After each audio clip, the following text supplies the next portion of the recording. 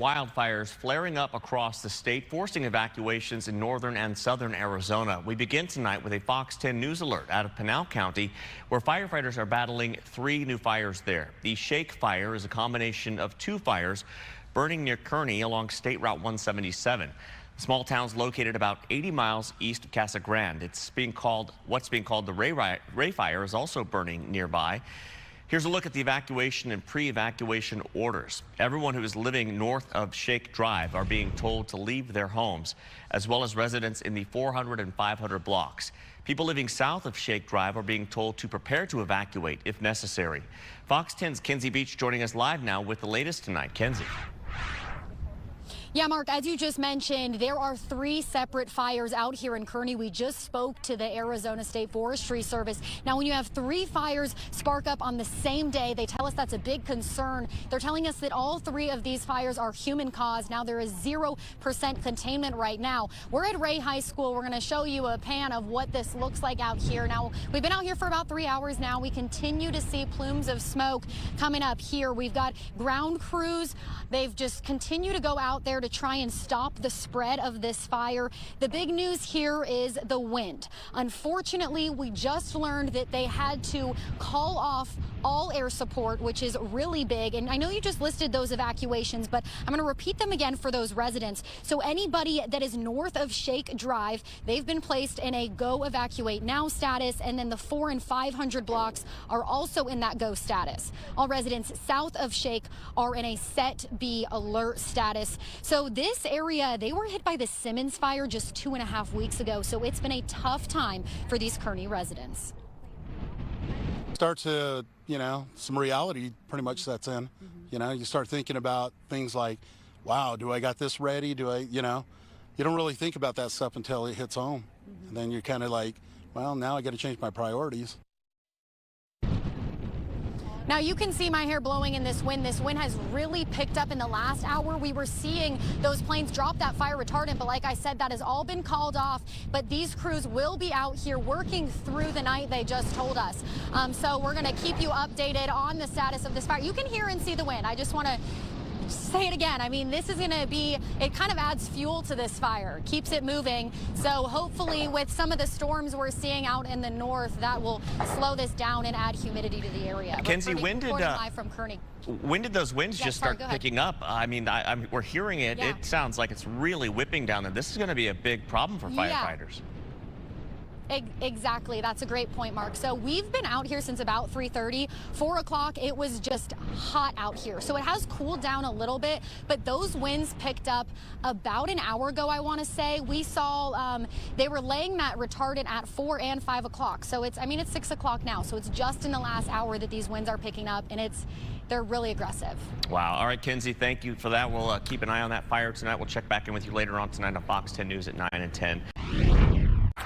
3 years. That's how long a local family has lived without their beloved sister and daughter. Phoenix police say Itzel Espinoza was shot to death in July of 2021. And Fox 10's Lauren Clark joins us live to share why justice still hasn't been served. Lauren. Well, Christina and John, Itzel Espinoza was just months away from her 18th birthday, and Phoenix police say the woman responsible for pulling the trigger is still on the loose. It hasn't been easy, but I mean, we're moving forward, but slowly but surely. It's a daily ritual for Eduardo Espinoza. For the last 3 years, I've been here every day, visiting his teen daughter Itzel at her gravesite. Like our little peace of mind, coming here every day, getting to decorate, make it look nice. His way of keeping his child near, a child he will never see graduate high school or pursue her many goals and dreams. Going through this, we don't wish on anybody else. On July 3rd, 2021, Eduardo's life shattered. Phoenix police officers told him his daughter Itzel was dead. Investigators say Itzel was shot after getting into a fight with a suspect identified as Lindsay Brianna Aguilar. Court documents say a second suspect, Jesus Padilla, handed the gun over to Aguilar, who shot at Itzel multiple times. Padilla is currently serving time behind bars for his role in the death. A third suspect, an unnamed 16-year-old, was booked into the juvenile detention center. Aguilar is still on the run. The same way she did it to her, she could easily do it to somebody else. It could be, somebody else's daughter, son, family member, loved ones. So the same way she didn't, care about taking someone like my daughter's life, she could easily do it, to somebody else. That's why as Eduardo wipes off his daughter's grave, he hopes that one day his family will have peace of mind. And we all want justice. We want that girl to be brought to justice. And this family deserves closure. If you have any information about this case, you are urged to contact Phoenix Police.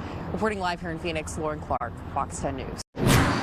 Well, the heat, stifling heat, pushing people living on the street to seek shelter wherever they can. And that includes the Valley Metro Light Rail. Some riders say it's cause for concern and they feel unsafe. Fox 10's Ashley Rodriguez has more. Ridership ticks up on Valley Metro, especially on hot days like this. But the issue is not all the riders are paying the fares. Some of them aren't even following the rules. And for riders who rely on this public transportation system every day, it's cause for concern. The forecast is the high will be 116 Tuesday. But inside the cars of the Metro Valley Rail, frosty air from the AC blows cold and consistently. It's where dozens of individuals seek shelter, much to the dismay of the system's 35,000 daily riders. It's troublesome, when you're walking to a bus stop and you encounter questionable characters. They can be sporadic, they can be on drugs. Just earlier today we were walking to the light rail and there was a woman who was showing her chest.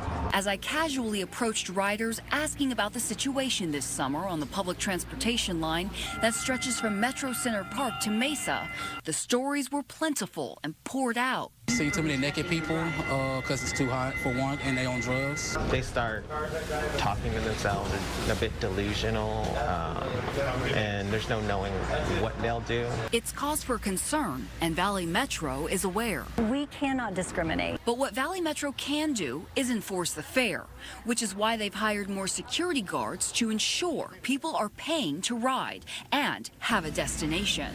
Then there's the army of customer experience coordinators.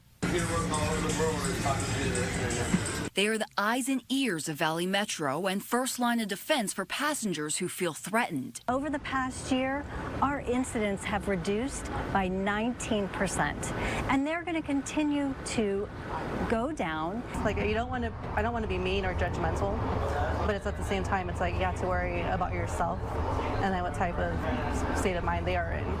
So I asked Valley Metro how riders who feel unsafe can actually let them know and send out security in real time. They say that's totally a possibility. You can just download the Alert VM app and let them know that you're seeing suspicious behavior.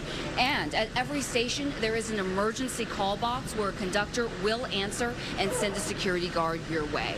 In downtown Phoenix, Ashley Rodriguez, Fox 10 News.